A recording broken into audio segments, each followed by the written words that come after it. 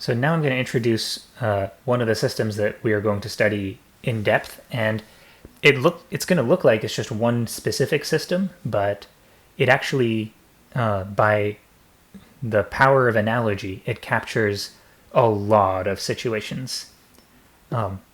It might be like the most important physical system to know about. So this is going to be an example of one of those problems that we can solve so well and so completely that we try to make everything look like it by some kind of analogy. And that system is a mass on a spring. We're going to start by assuming that the spring is frictionless, and then pretty soon we will also introduce some friction to the situation.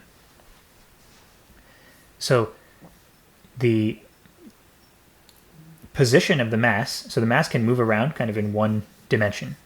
So it can move along this line. And we're going to use x of t to represent the position.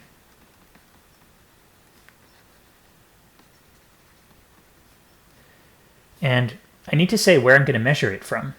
So let's say that, so the spring has a certain equilibrium length, a certain length where if you leave it like that, then it's not going to change. So the length that it's happy at, we're going to call that x equals 0. So we're going to say x of t is the position of the mass measured from equilibrium. And that's not a good enough description of x of t, actually. I need to also tell you which way is positive x. So I'm going to assume that this way is positive x. So what I mean by that is, if I tell you x equals 1 centimeter, then what would that tell you? It would tell you that the mass is 1 centimeter away from equilibrium. But in what direction? So if I say x equals 1 centimeter, then what is the picture for that? Is it like this, with this line being equilibrium and 1 centimeter distance here? Or is it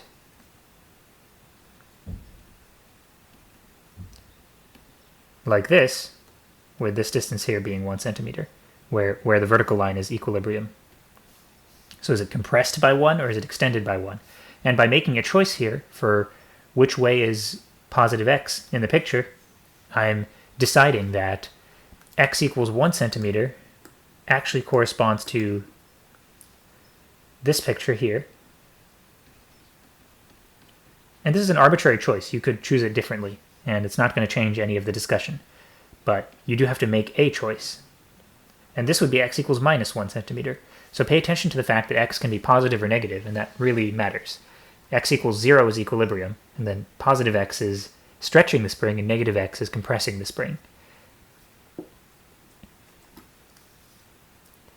Okay, and I'm not really specifying units for x in my description for x. It's just some units of distance. So maybe centimeters, maybe feet, who knows. Okay, so to describe the motion, we would use Newton's second law. So m here is the mass of the object at the end of the spring, and we're assuming that the spring doesn't have any mass. And Newton's second law says mass times acceleration equals the net force on the object. So I'm going to write F for the net force on the object. But pay attention to the fact that force is a signed quantity. Whether it's positive or negative, it can be positive or negative, and whether it's positive or negative matters. In higher dimensions, you would say it's a vector. It can have direction. But in one dimension, when things can only move along a line, you would just say, it has a sign. Positive or negative. Those are the two directions that you can go in. So let's see. So to start with, I'm only going to assume that there is a restoring force for the spring. So like if you stretch the spring, then it tries to go back. And if you compress the spring, then it tries to go back. So that's the only force I'm going to include. Then pretty soon, we will also include some friction force, friction in the spring. So to describe the restoring force, we need some model, we need some law that we're going to declare. This is how the restoring force shall work. And for that, we will use Hooke's law.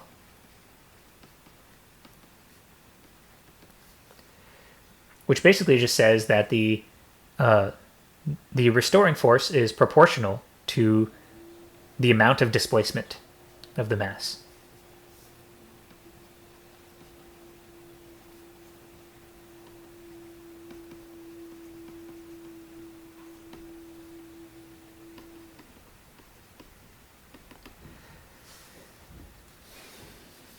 Okay, so let's see if we can get ourselves a differential equation out of this. Right now, we don't quite have a differential equation. We have the beginning of one, mx prime prime equals, and then we need to decide what the net force is. And for that, we will use Hooke's law. So what is F? It's allowed to depend on things like time, x, and x prime. And from the description of Hooke's law, it sounds like it's going to depend on x and x alone. The restoring force depends only on the displacement, and the displacement of the mass is given by x. It is actually x. Displacement is just another way of saying the position of the mass. But when I say displacement here, I mean displacement from equilibrium. I should probably say that. That's really part of Hooke's law. Displacement from equilibrium.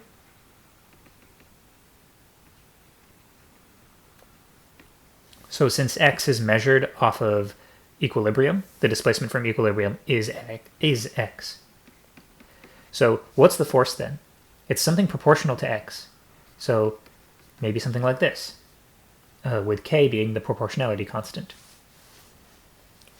And that's a good first guess as to how to interpret Hooke's law, but it does not take the signs into account properly. It does not take the direction of the force into account properly.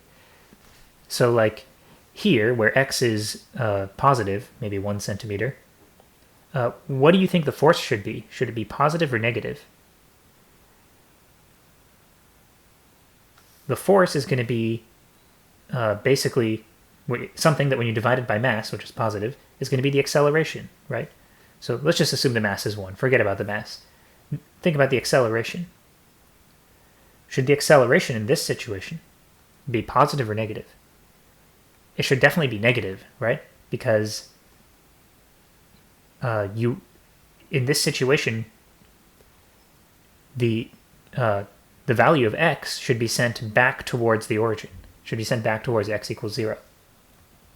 So in this situation, we should have f be negative. And in this situation, f should be positive because it should accelerate the position back towards x equals 0 from x equals negative 1. Now, this would be consistent with what I'm writing here if k were negative. But that's confusing.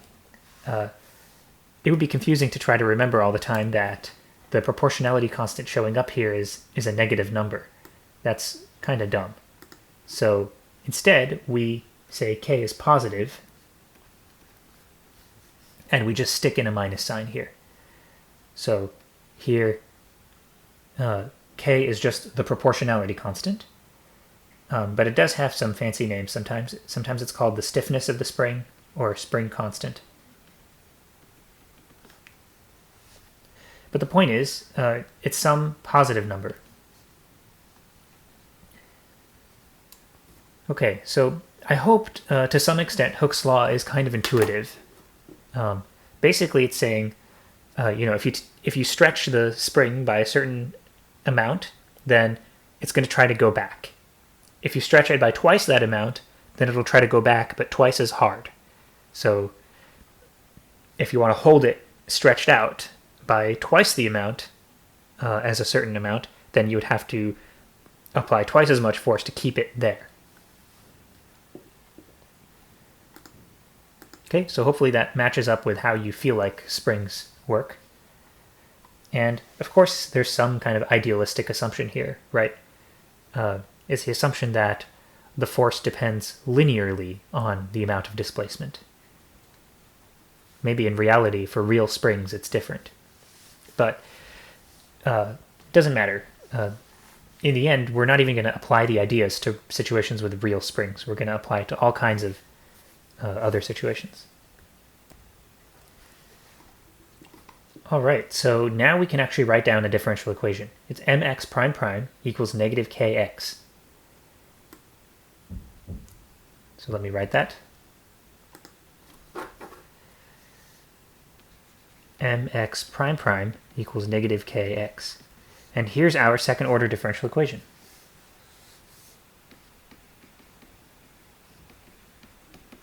Yay. Okay, so we're going to have techniques for solving these. For solving ones that look like this, for solving differential equations in a whole class of possibilities where this is one of the possibilities. But before we look at techniques, let's just randomly guess just to explore what happens here. Okay, not randomly guess, but kind of try to make an educated guess. So right now, the constants are kind of getting in the way of making this easy. They're complicating the situation, making guessing difficult. So let me just assume the constants are all 1 and just look at the differential equation. If m and k were 1, then it would look like this. Can you think of a solution to this differential equation? So the question is, can you find a function with the property that taking its derivative twice gives you the same function back, but with a minus sign? So pause the video and see if you can come up with something. Think through all the functions you know about and see if you can think of a situation where taking two derivatives has the effect of popping out a minus sign, and that's it. Okay, so here's the answer then. The sine function. So if x of t is sine t, then x prime prime t, well, taking one derivative is going to give you cosine of t, and then taking a second derivative is going to give you negative sine of t, right? The derivative of cosine is negative sine. So you see, if x is sine of t, then taking two derivatives had the effect of creating this minus sign. In other words, x of t equals sine of t is a solution to this differential equation. That's pretty cool. So we have found that x will oscillate, basically, right? As t advances, as time advances, you just see x going whoa, whoa, whoa, whoa. And that's what you would have expected from a spring mass system, right? You expect it to oscillate about the equilibrium. But we have solved this. We have not solved the original thing. We solved it with k and m being 1. And also, we found a specific solution. We didn't find the general solution. Okay, well, can we think of any other solutions to this one? Maybe if we want to find the general solution, we could try to find another solution to this one. Well, how about cosine? That one actually works too. If you take the derivative of cosine, you get negative sine, and the derivative of that is negative cosine. So if x of t is cosine t, then x prime prime t is negative cosine t. So sine and cosine are both solutions to this differential equation. Okay, but I want a solution to this one. So how do I get the m and k into the mix?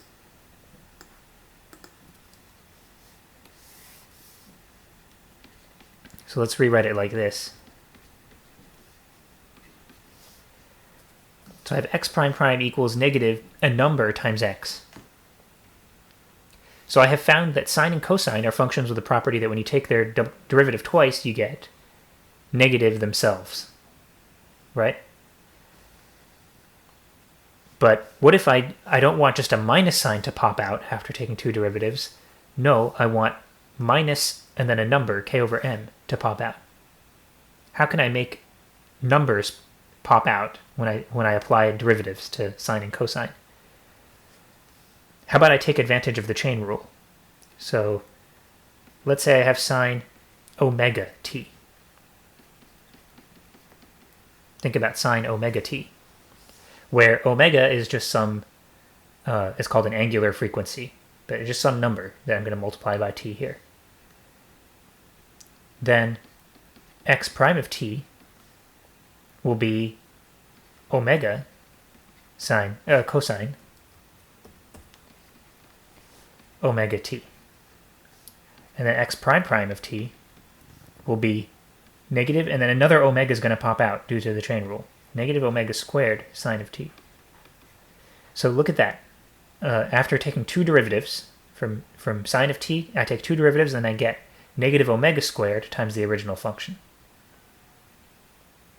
So what would make this a solution to the differential equation here? It would be a solution if I had this I want negative k over m to pop out, right? If I multiply t by omega, then negative omega squared pops out. If I choose omega so that omega squared equals k over m, then this will be a solution to the differential equation here. So let's see. Choose omega so that omega squared equals k over m. So how do I do that?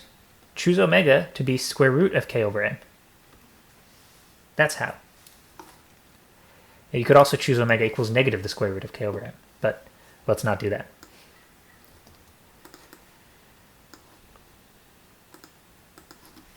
Okay, so we have now found a solution to this. X of t equals sine square root k over m t. That's a solution to this differential equation. That's pretty interesting. One problem with this, though, is that it's still not a general solution, right? So I can't satisfy any initial conditions. So this has really specific initial conditions working for it.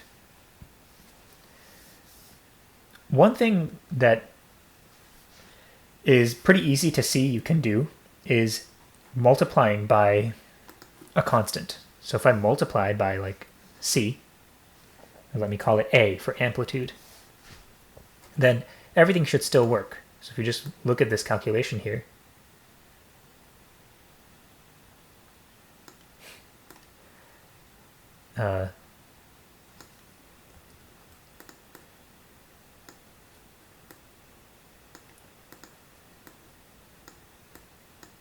just multiply by a, and everything gets multiplied by a. Like this. A. This is just multiplied by a. And it is still true that the double derivative of x is x with a negative omega squared multiplied by it. And that if I choose omega to make this true, then I have a solution to the differential equation. So now it looks like I have a general solution, but no, I don't. I don't. Even though there's this green free parameter here, this is not a general solution. Because, remember, for a second order differential equation, an initial value problem is going to have two initial conditions. So an initial value problem will be differential equation, and then something like x of, let me make it times 0, x of 0 equals a certain value, and then x prime of 0 equals a certain value, like that. That's two equations I need to be able to satisfy. Sorry, just making this look clear that this is prime. So that's two equations I need to be able to satisfy no matter what values are chosen for x naught and v naught. And here I only have one free parameter that I can vary. So that's not enough. You need another free parameter. So it'll turn out that, well, first of all, cosine square root k over mt works just as well as sine square root k over mt. And if you add some b times this, then here are your two free parameters, a and b. And that will be the general solution. Okay, so here we have found the general solution by basically guessing and getting lucky in different situations. We're going to improve that and have a more solid system. There will still be some guesswork involved, but it'll be much more systematic guessing. So you will see. So that's one of the things we're going to develop in the next lecture.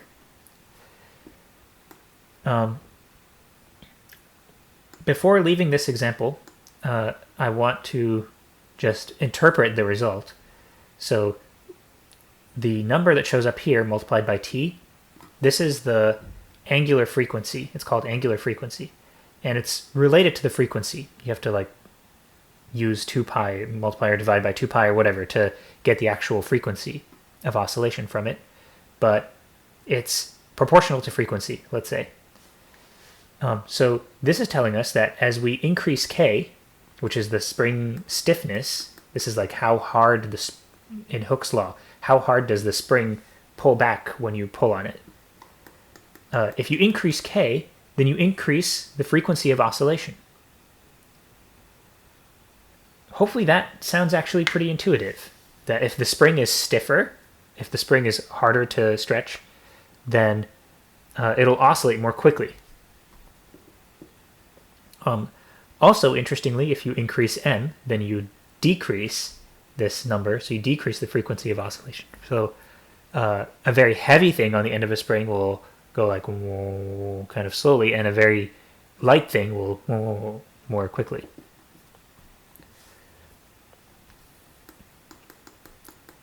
Okay, let me see if there's anything else I need to go through for this example. Right, so I want to introduce damping, meaning friction in the spring, and I will do that in the next video.